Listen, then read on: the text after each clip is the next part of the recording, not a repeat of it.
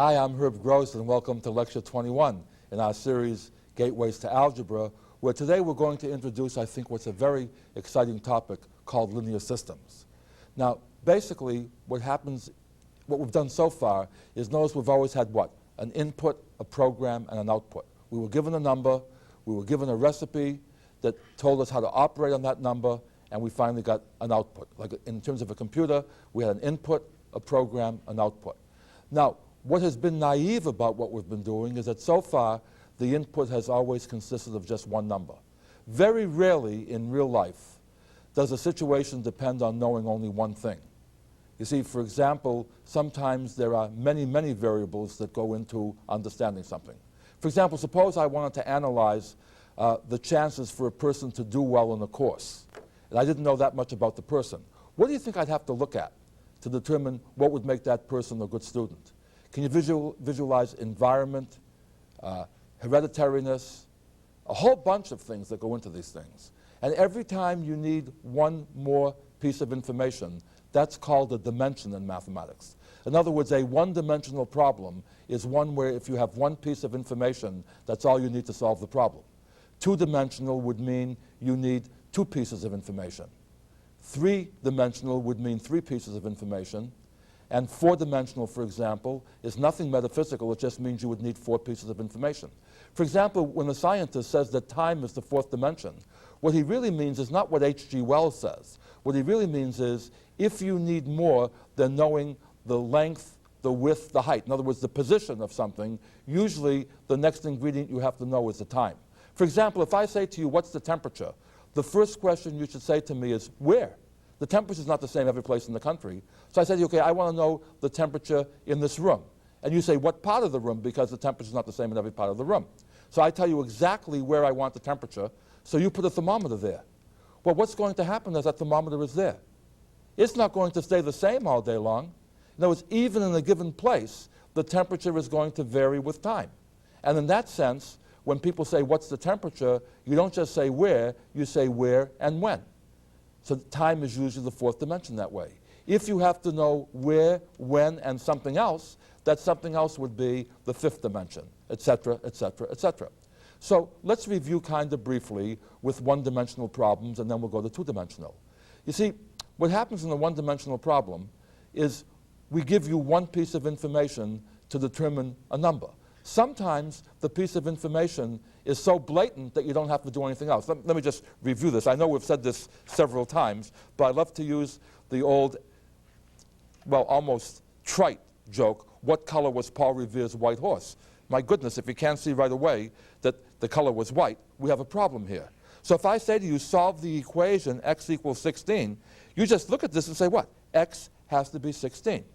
What happens is that sometimes we give you that piece of information in disguised form. So for example, suppose instead of telling you that x was 16, I say, I'm thinking of a number. You say, give me a clue. So I'm going to do something with this 16, but I'm not going to tell you exactly that I'm dealing with 16.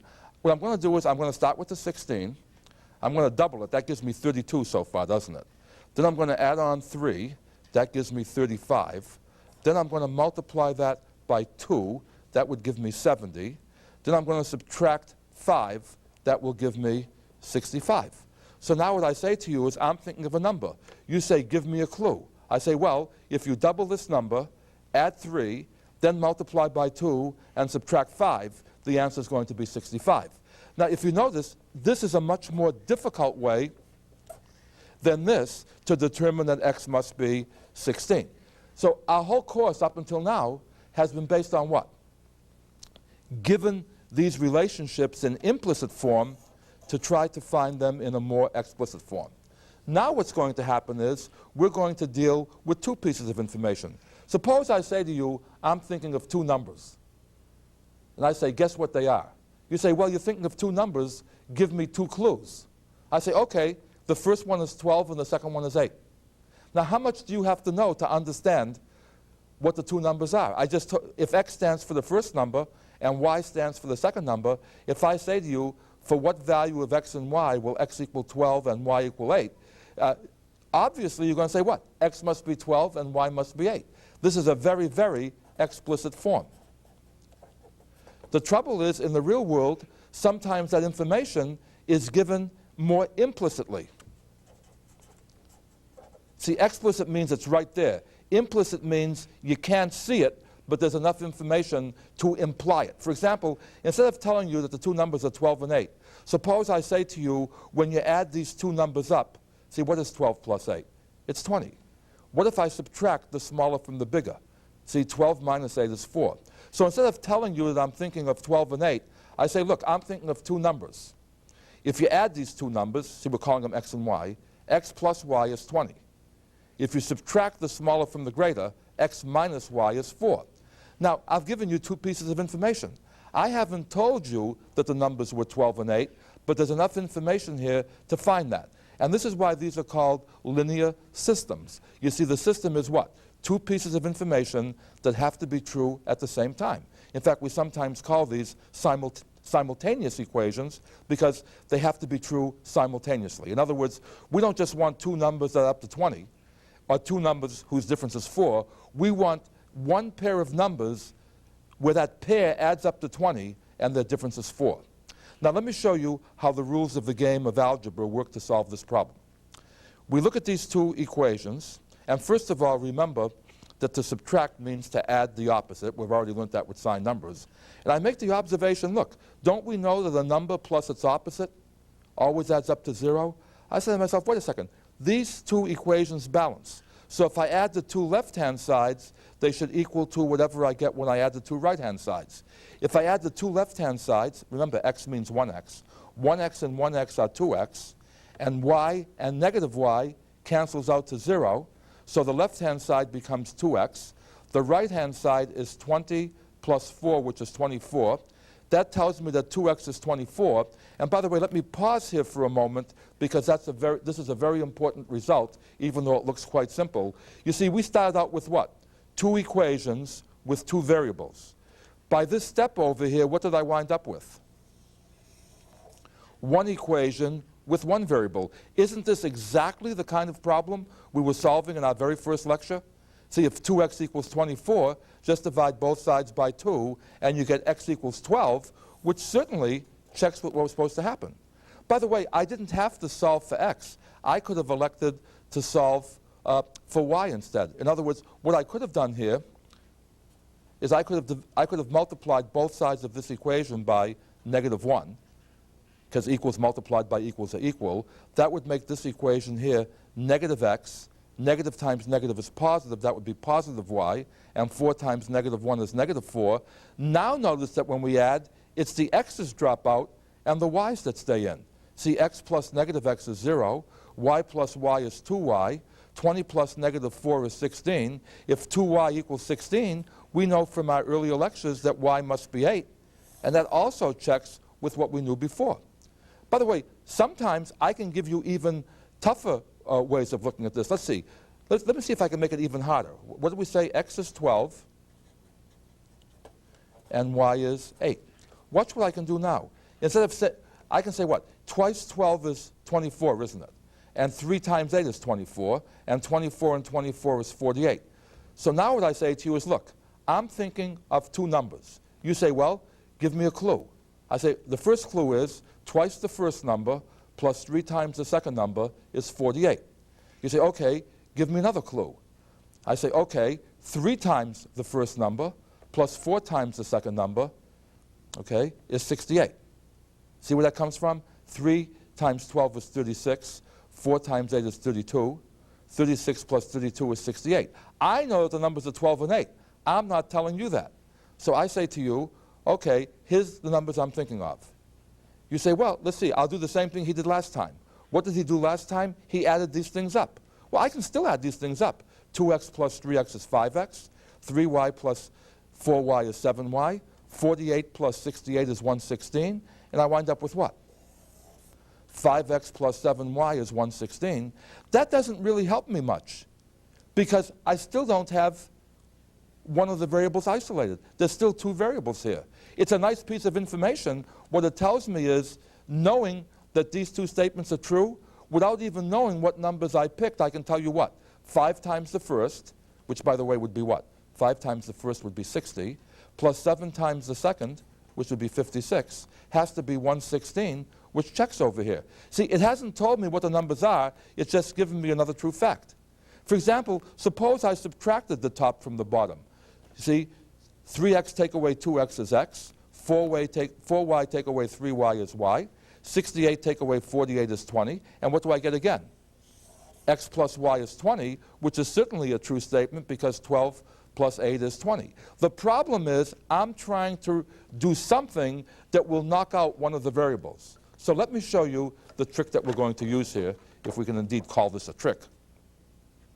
See, what happened before was the multipliers of the y were opposites of one another, or the multipliers of the x were opposites of one another. Therefore, by adding, the opposites canceled. The trouble here is that 3 and 4 are not opposites. We want these numbers to be the same. What is a common multiple of 3 and 4? Don't 3 and 4 both go into 12? In other words, if I multiplied the whole top equation by 4, that would replace the 3 by a 12. If I multiplied the whole bottom equation by 3, that would replace the 4 by a 12. So in other words, what I'm going to do is multiply equals by equals. I will multiply both sides of the top equation by 4. Using the distributive property, 4 times 2x is 8x, 4 times 3y is 12y, and now 4 times 48 is 192. Okay? Now, why can I do this? Equals multiplied by equals are equal. Now I'll multiply the whole bottom equation by 3. 3 times 3x is 9x, 3 times 4y is 12y, 3 times 68 is 204. Now, granted I could do that, why did I do that? I did that to make the multipliers of y the same. Now, what did we do next? We didn't have them the same, we had them opposites. Well, one way to convert these into opposites is, remember, multiplying by -1 changes the sign of a number. So I could multiply either the whole top equation by -1 or the whole bottom equation by -1. That would make one of the 12s negative. Then when I add, they would drop out. I will elect to multiply the top equation by -1. And the reason is, since 8 is smaller than 9, when the 8 becomes negative and I add, I still won't get a negative answer. You'll see what I mean in a minute. See, I multiply the top equation by -1. That becomes -8x plus -12y equals -192. I leave the bottom equation alone. 9x plus 12y equals 204. Now when I add, watch what happens. The -8x and the positive 9x leaves me with 1x. -12y and positive 12y cancel out, okay? And a -192 and a positive 204. Remember how we add these? You subtract the smaller magnitude from the greater and keep the sign of the greater magnitude. 1x turns out to be 12, and now I know what? That x must be 12, which is exactly what I knew before. By the way, I didn't have to eliminate the y term. What I could have done instead was to say, let me get rid of the x's. What do 2 and 3 both go into? They both go into 6. So I'll multiply the top equation by 3. That will guarantee that I get a 6x over here. I'll multiply the bottom equation by 2. That will guarantee that I get a 6x over here. Look what happens now. 6x plus 9y is equal to 144. Multiplying the bottom equation by 2, I have 6x plus 8y equals 136. Changing the sign, you see, of the bottom number, I can now add the 6x's drop out. 8y and -8y is y, and 144 and a -136 comes out to be 8. So what did I find out? I found out before that x was 12 and y was 8. And again, what happened over here? I couldn't get fooled by this. In other words, what happened was I implicitly gave the person 2 pieces of information. In the real world, we don't always get information the way we want it. We get it implicitly, and we have to, from the implicit representation, get the explicit representation. Let's do one more problem of a similar type and just see if you get the hang of it. Again, I'm going to tell you that I'm thinking of 2 numbers, x and y. I'm going to give you a clue about those 2 numbers. I tell you what, 2 times the first plus 5 times the second is 1. Okay? I also tell you that at the same time, that's what these braces mean, at the same time, 3 times the first minus twice the second is 30. Well, those are pretty obscure clues. In other words, I got to double a number and take 5 times another number, and if I add them, the answer is only 1. That looks strange. I mean, the only answer should be 1 over here. And yet when I subtract this, the answer is 30, which is quite big. Well, I don't have to worry about this. Let's suppose I decide to get rid of the x's, just to do the x's first this time. What did we do before? 2 and 3 both go into 6. So what we're going to do is we're going to do what? Multiply the top equation by 3 and the bottom equation by 2. So if I multiply across the top here by 3, 3 times 2x becomes 6x. 3 times 5y is 15y. 3 times 1 is 3. Now multiply the bottom equation by 2. I get 6x minus 4y equals 60. And now what I'm going to do is to get rid of the x's, I'm going to subtract the bottom from the top. Now how do you subtract? You add the opposite. So this becomes negative, this becomes positive, this becomes negative. The 6x and the negative 6x drop out when I subtract. 15y plus 4y is 19y. And 3 plus negative 60 is negative 57. And lo and behold, I have 19y is negative 57. Divide both sides by 19, and I get what? Y is equal to negative 3. That's half the battle. I now know that the second number is negative 3. By the way, once I know that, I don't have to go all the way back and multiply by the 5 and the 2 again, even though I can if I want to. I can just, once I know that y is negative 3, I can just replace y by negative 3 in either of these two equations and solve for x. For example, if 2x plus 5y is 1 and y is negative 3, I just replace y by negative 3, and what do I get here? 2x minus 15 equals 1. 2x, therefore, is 16, as I add 15 to both sides. Dividing both sides by 2, I get x is 8. So I now know what? X is 8, and y is negative 3. Now, of course, I could have made a careless mistake. So to make sure that I didn't, I also check this equation here by replacing y by negative 3 and make sure that x still comes out to be 8, because that's what has to happen. If I replace y by negative 3, look what happens here. This is 3x. Negative 2 times negative 3 is positive 6. I get 3x plus 6 equals 30. Subtracting 6 from both sides tells me that 3x is 24, and therefore x is equal to 8. Okay? So again, I get the same result. By the way, if I wanted to, I could have said, why don't I multiply the top equation by 2 and the bottom equation by 5 to knock the y's out right away? If I did that, do you see what would happen? If I multiply the top equation by 2, I get 4x plus 10y equals 2. If I multiply the bottom equation by 5, I get 15x minus 10y equals 150. Now if I add these up, notice that the 10y and the negative 10y cancel. The 4x and the 15x give me 19x. The 2 and the 150 give me 152. And if 19x is 152, x must be 152 divided by 19, which is 8, and I get the same answer both ways. The beauty of the algebra now is what? I took two very abstract implicit relationships, and by using a minimum of our previous algebra, I was able to do what? Convert that information into an explicit form. By the way, you might like to see what the graphical interpretation of this is, and let me just show you what that is.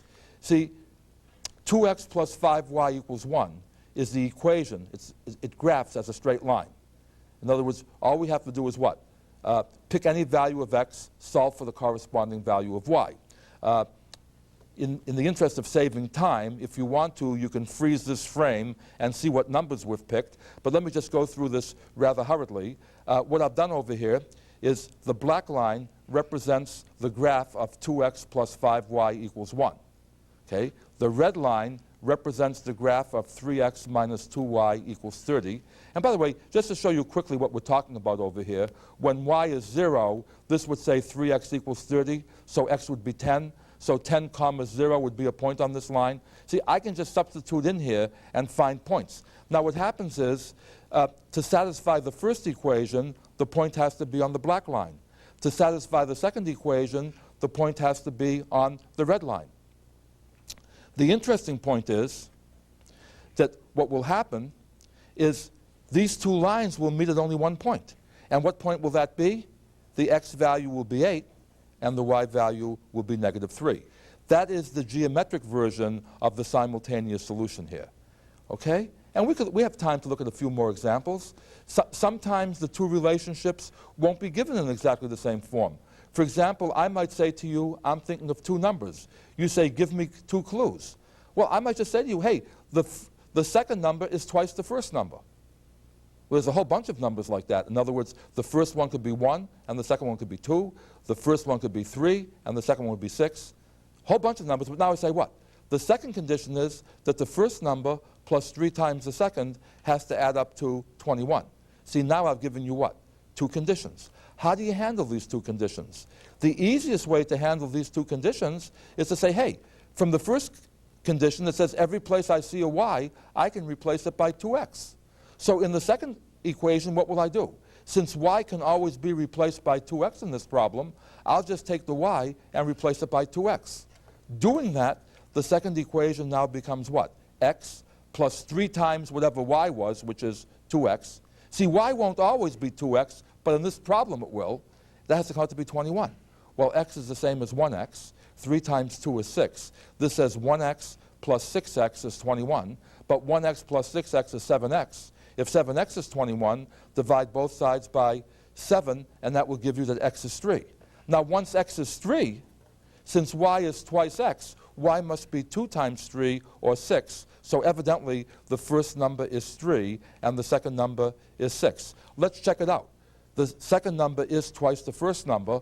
What else has to be true? The first number plus 3 times the second has to come out to be 21. Well, the first number is 3. The second number is 6. So 3 times the second number will be 18, and 3 plus 18 is 21. And therefore, what we've shown is what?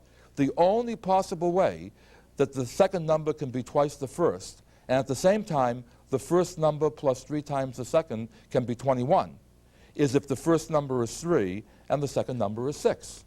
Sometimes the problem may be given in decimal form.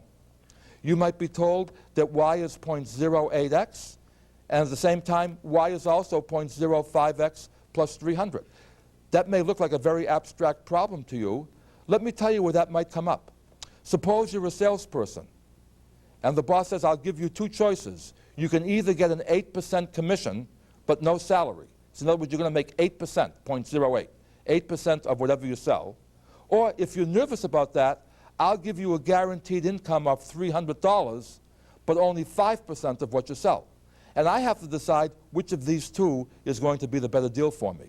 In other words, the way I'm going to decide which is better is I'm going to find out one of these 2 the same, and whenever they're the same, below that one will be the better deal, and above that the other will be the better deal.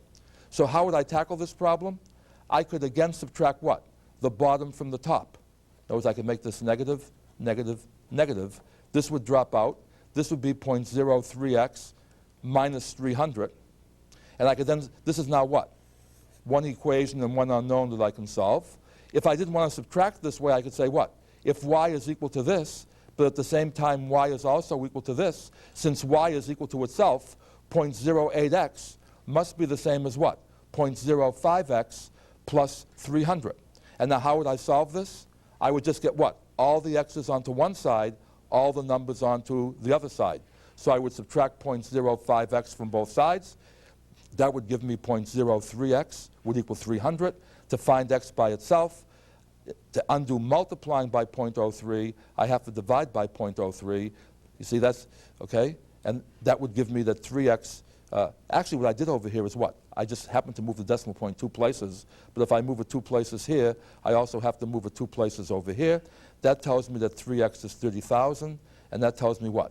That x is 10,000. In other words, what this says is, on a sale of $10,000, it doesn't make any difference which of these 2 I take. But on more than $10,000, this will be the better deal, and on less than $10,000, this will be the better deal. And you see what's going to happen on $10,000 over here? On $10,000, see, 8% of 10,000 is 800. 5% of 10,000 is 500, plus the 300 is also 800. Now, it's getting pretty close to the time to wrap up here. I wanted to give you a few more examples, but I'll tack those on to our next lecture, because what I want to do is show you a few more little intricacies about this, and also to show you that even though we're concentrating on 2 dimensions, the technique, once you've learned how to solve 2 dimensions, works exactly the same for 3 dimensions, 4 dimensions, 5 dimensions. The part that gets really complicated in real life which we won't talk about in this course, and it's actually a topic that comes up in advanced calculus, is what if you have a 4 or 5 dimensional problem where the equations are not linear, in other words, where their graphs are not straight lines. See, that's a much harder problem. But under the saying that you have to learn to walk before you run, let's take care of the easier problems first. So what I'll do next time is continue the idea and review what we've done with simultaneous equations involving 2 variables and extend that to 3 variables and just show you the computational techniques that requires. But until next time, study hard, have fun, stay young. See you soon.